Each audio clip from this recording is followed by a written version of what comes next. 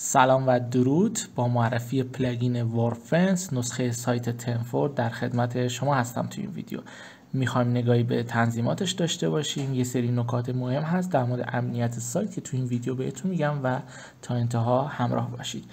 خب من پلاگین رو نصب و فعالش کردم. میبینید که پلاگین نسخه پریمیومش فعال شده، اکتیو شده و اکتیو کردنش هم یه آموزش داره که به محض تهیه این نسخه از وبسایت تنفور میتونید آموزشش رو ببینید چه شکلی. خیلی راحت در چند دقیقه میتونید وردپرس پریمیوم رو تو سایتتون داشته باشید. همه قابلیت هایی که حالا تو نسخه رایگان هست و فعال نمیشه اینجا تو نسخه پریمیوم داشته باشید. خب پلاگین به شدت قدرتمندیه، برای حملات پیچیده خیلی خوبه و اینکه تا 70-80% امنیت سایتتون رو تضمین میکنه.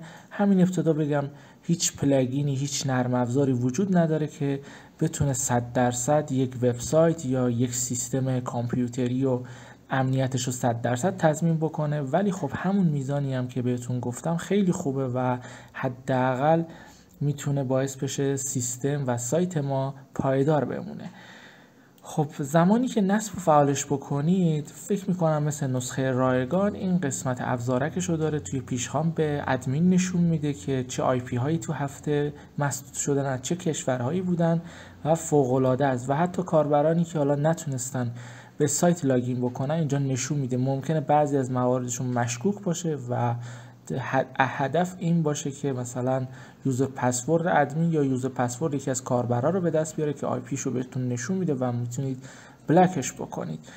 خب این محیط وردپرس هستش و مجموعه حملات رو نشون میده، چه اتفاقاتی روی سایت افتاده. میتونیم فایروالش رو مدیریت بکنیم. قسمت اسکن رو داریم که اینجا یا تو منوش کلیک بکنیم این قسمت اسکنش میاد کل سایت رو اسکن میکنه، هم وردپرس و هم افزونه ها و قالب ها، حتی کداشون هم بررسی میکنه و کد مشکوکی باشه بهتون میگه. خب میتونید حالا حساسیت بالا بذارید، میتونید اسکن سفارشی بذارید، همون استانداردش کفایت میکنه. حساسیت بالا بذارید ممکنه فایل ها یا کد هایی رو پیدا بکنید اینا ویروس یا مورد خاصی نداشته باشن. حالا ممکنه ضعف کد نویسی باشه، این تشخیص بده که این افزونه مشکل داره و ممکنه شما رو دچار سردرگمی بکنه. پس همون اسکن استانداردش کافیه و روی همین حالت بذارید. یه سری تنظیمات هم داره که اینجا میتونیم تنظیم کنیم. چقدر تنظیم داره فقط تو قسمت اسکنش و فوق العاده هست وردپرس. خب اینجا هم میبینید که قسمت اسکن پیشرفته هم داره و میتونید حتی فایل های رو خارج بکنید از حالت اسکن، یعنی نذارید این فایل ها اسکن بشن.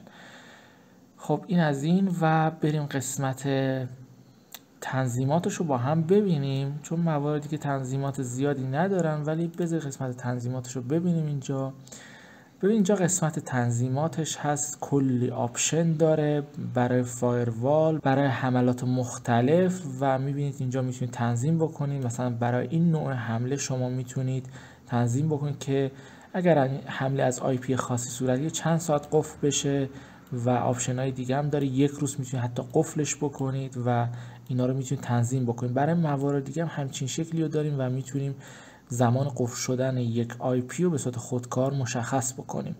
قسمت خزنده ها رو داره. یه نکته رو بهتون بگم، اینجا شما روی این آیکون علامت سوال کلیک بکنید میتونید تو سایت اصلی یعنی سایت وردپرس ببینید که این آپشن مثلا دقیقاً چه کاری رو انجام میده و حتی بعضیاشون هم ویدیوهاشون هم تولید کردن. مثلا اینجا ویدیوی یوتیوب گذاشته و کامل توضیح داده که این آپشن چی هستش. خب این از این و تنظیمات اسکن هم که داریم، حتی برنامه ریزی خودکار هم داره. برنامه ریزی میتونید رو حالت دستی بذارید. بهتره رو حالت دستی بذارید چون اینکه وقتی میاد اسکن رو به صورت خودکار انجام میده، قاعدتا هر بار که این کار انجام میده و از وردپرس شروع میکنه اسکن کردن کل سایت، خصوصا تو سایت هایی که سنگین هستن، این سایت هایی که هم بازدید دارن هم پلاگین زیاد نصب کردن، بهتره خودتون اسکن رو انجام بدید یا اینکه براش برنامه ریزی بذارید که مثلا هفته یه بار، یک ماه یه بار این کارو بکنه و نیاد هر روز این کارو بکنه. قاعدتا ممکنه باعث بشه که سایت یکم سنگین بشه، خصوصا تو سایت هایی که بازدید زیاد دارن، ترافیک زیاد دارن. پس بذار رو حالت دستی.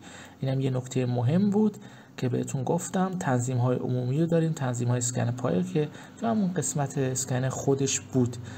خب یه سری موارد دیگر رو داره دوستان، حتما به توضیحاتش دقت بکنید، یعنی همینطوری نیاد همه رو تیک بزنید که اوکی ما بریم کل قابلیت های این پلاگین یا پلاگین های امنیتی دیگه، نه تنها وورفنز یا پلاگین های امنیتی دیگه رو بیاید همه تیکاشون رو بزنید که ما الان سایتمون رو کامل محافظت میکنیم و در برابر هر حمله و هکری سایت ما مقاوم هستش. نه این کارو نکنید، به این دلیل ممکنه شما بیاید تمام آپشن هاشو فعال بکنید، نتیجه بالعکس به شما بده، یعنی بیاد سایت رو کند بکنه، یه سری افزونه ها تداخل بخورن، درست کار نکنن، پس یا بذارید رو حالت پیشفرض خودشون آپشن ها بمونن، یا اونایی که فعال میکنید حتما توضیحاتشو بخونید و ببینید دقیقاً چی کار میکنه، بعد تیکشو بزنید و اکتیو بکنید. میتونیم از تنظیمات درون ریزی و برونبری، یعنی همون خروجی بگیریم و در یک سایت دیگه اگه وورفنس رو نصب کردیم تنظیمات اینجا اعمال کرده بودیم همونجا بریزیم و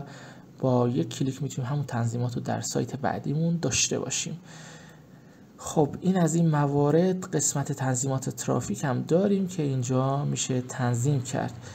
و یه نکته بهتون بگم، حملات مشکوکی که شناسایی میکنه خودش نه تنها توی قسمت اینجا بهتون نشون میده و قسمت های دیگه، مثلا گزارش فعالیت ها، خودش میاد اون آی پی رو بلا فاصله میاد بلاک میکنه و باعث میشه که دیگه دسترسی اون آی پی به سایت شما میسر نباشه و خیلی قابلیت خفن و خوبی هستش. قسمت گزارش فعالیت ها رو ببینیم.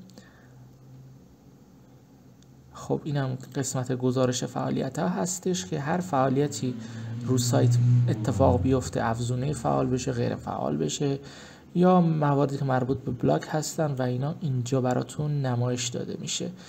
خب نسخه تنفور آپدیت از پیشخوان داره، یعنی براتون اینجا قشنگ آپدیتش میاد. نسخه پریمیوم میتونید آپدیتش رو همون لحظه تو سایتتون همیشه داشته باشی، به محض اینکه آپدیت جدیدی منتشر بشه کاملا فارسی سازی مفهومی هستش و اینکه با یک بار تهیه هم وورفنس یا سایر محصولات سایت تنفور میتونید به صورت دائمی استفاده بکنید و لذت ببرید از محصولاتی که در سایت تنفور استفاده میشه، برای خصوصا وب فارسی و طراحان وبسایت که قاعدتا نیاز دارن که بیشتر ازشون حمایت بشه. خب اینم از معرفی و آشنایی با پلاگین وورفنس. امیدوارم که این ویدیو براتون مفید بوده باشه و قابلیت ها و تنظیمات این پلاگین رو دیده باشید. آرزوی موفقیت براتون دارم. سلامت و تندرست باشید.